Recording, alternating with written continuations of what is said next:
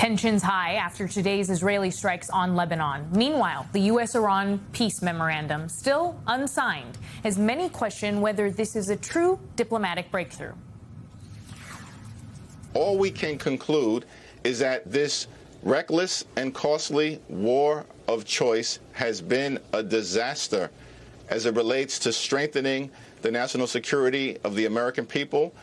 Things aren't better for us, they're worse. In fact, Iran is stronger right now, and the American people are less safe. Donald Trump promised not to start wars in the Middle East, but to stop them.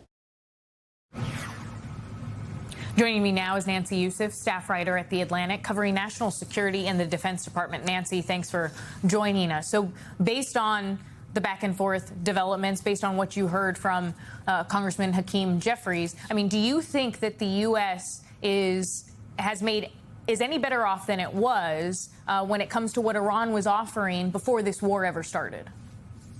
Well, I think we're at a point now where we're trying to strike a deal in which the Strait of Hormuz is reopened as it was in some way before February 28th. But this time, Iran is seeking some sort of economic compensation for it. You'll remember the stated goals of the United States were fourfold. Eliminating proxies across the region, eliminating the leadership, and later on reopening the strait and seeing a military weaker inside Iran. And Iran's only necessary objective was to survive. And so I think that difference, that wide-scale difference between what each side had to achieve, made it much harder for the United States to be able to say it had victories because its ambitions were so wide, when for Iran, the mere survival of its regime allowed it to claim some margin of victory, even if it was being struck, even though it lost its conventional Navy and Air Force and missile defense capability. We keep hearing that this deal is going to be signed any minute now, any hour now, that it's around the corner. President Trump told Fox News that the MOU would be signed within hours.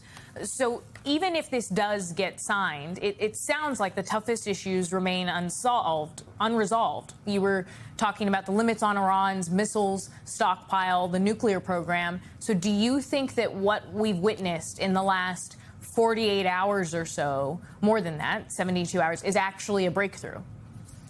I think it signals that both sides feel that they're closer to a deal. But the signing ceremony, to me, is just one part of it. I think what we saw with the strikes on Beirut today by Israel and the drone coming in from Hezbollah is that even if there is a deal signed this week or in the coming days, the risks that other parts of the region will erupt in such a way that it makes it harder to reach agreements on some of those thornier issues, like the future of Iran's nuclear program. And so the 60-day deal, which, by the way, we haven't seen the text of, is a starting point. But the harder part actually begins after that. And they're doing so in the context of a region that isn't all on board with what they're doing. This is a deal between the U.S. and Iran. It's not between all the regional actors who could affect the outcome of the deal. Yeah, I want to just follow up on what you mentioned about Israel's strikes on Beirut and the calculus there. I mean, how does that underscore the fragility of this moment? Because one of the things that the Iranians are seeking in this deal is a reassurance that the United States can message to Israel that it would stop its strikes on one of its proxies, Hezbollah, in Lebanon.